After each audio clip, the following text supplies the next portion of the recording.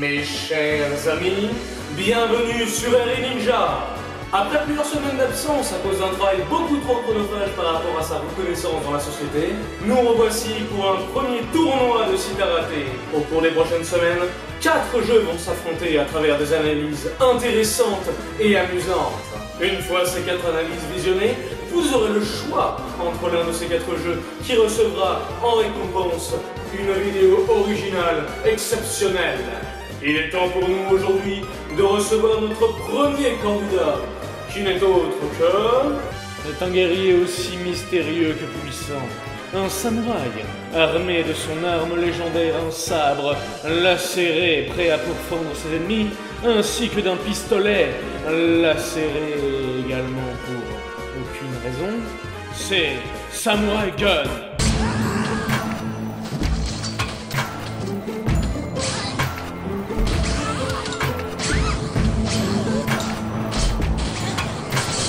Samurai Gun, donc développé par Technopans et édité par Maxistentialisme, sorti le 10 décembre 2013 sur Steam. Comme l'indique son titre équivoque, il s'agit d'un jeu de versus en local où l'on incarne un samouraï armé d'un sabre et d'un pistolet à 3 balles. 2 actions principales, donc une prise en main très simple, cependant le gameplay est bien plus poussé que ça. Une fois que vous avez globalement appris à sauter, frapper et tirer, vous pouvez apprendre des techniques un peu plus avancées comme renvoyer la balle à l'aide de son sabre, gérer la physique des wall jump, ainsi qu'apprendre à jouer avec la gravité et la vitesse de chute. De plus, un petit peu comme le multi de Mario Bros, les côtés sont reliés, c'est-à-dire que par exemple si vous sortez d'un côté, vous arriverez de l'autre côté, tout simplement. Une partie se joue en 10 vies, ou 10 kills s'il s'agit d'un duel, cependant il faut avoir 2 points d'avance sinon se déclenche un showdown. Le showdown c'est un duel sur une map assez simple, où il n'y a que le skill, pas de balle, juste le sabre. Ce qui nous évite les excuses du type « Oh j'étais pas loin, il m'en manquait qu'un point ».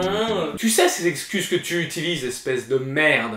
Le seul reproche qu'on peut faire à ce gameplay en versus, c'est que c'est pas très noob friendly. C'est-à-dire que si vous connaissez le jeu et que vous connaissez les mécaniques, vous allez éclater le nouveau joueur. Il n'y a pas vraiment d'équilibrage ou de handicap possible, à part éventuellement le fait d'avoir que 3 balles par vie, ce qui vous oblige un petit peu à mourir pour recharger votre pistolet. Comme il y a extrêmement peu d'événements aléatoires, de façon générale, le joueur expérimenté l'emporte. De plus, même s'il y a un mode solo qui a le mérite d'exister et qui pourrait permettre de s'entraîner, ben en fait il pue la merde.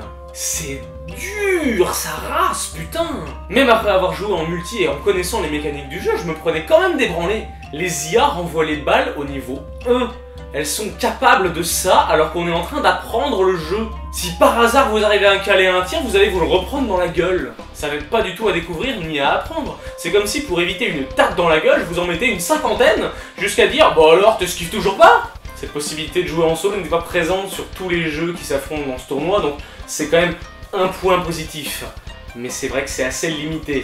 En termes de diversité, vous avez pas mal de maps qui sont regroupées sur 4 thèmes différents. Ça fait un grand nombre de niveaux et en plus ils sont très différents. La stratégie n'est pas du tout la même selon dans quel niveau vous êtes. Ça donne une grosse variété de stratégies et selon si vous êtes meilleur dans des endroits clos ou dans des grands espaces, eh ben la map va plus ou moins vous avantager. A vous donc de connaître vos points forts et les points faibles de l'adversaire pour choisir, pour faire une sélection de maps équilibrée. L'ambiance sonore colle assez bien à chacun des environnements, même si la musique est très discrète. Les bruitages accompagnent bien et rythment bien la partie et les actions des joueurs. Et puis cette musique, elle est quand même évolutive, c'est-à-dire qu'elle commence très doucement au début du combat, elle s'emballe un petit peu au bout de quelques morts, puis devient très tendue quand il ne reste plus qu'un point à marquer. Tous ces ingrédients ensemble, ça fait quand même un bon jeu de versus, et puis plus on est de fous, plus on rit. Il vaut mieux y jouer à 4 qu'à 2, c'est quand même beaucoup plus amusant. J'aime autant vous prévenir cependant, ce jeu est comme tous les jeux de versus, un jeu qui déchire les amitiés.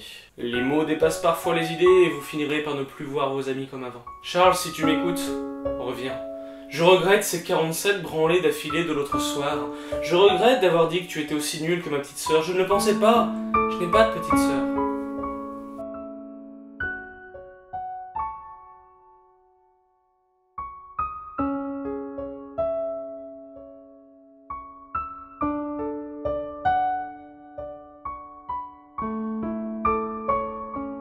En espérant que le message est passé et que personne ne perdra un être aimé. Si vous l'avez raté et que vous avez des amis, je vous conseille évidemment Samurai Gun. Mais est-ce que ce sera celui qui vous conviendra le plus lors de ce tournoi? L'avenir nous le dira. C'était Will et n'oubliez pas de vous tenir droit pour éviter les problèmes de dos. Allez, à la prochaine!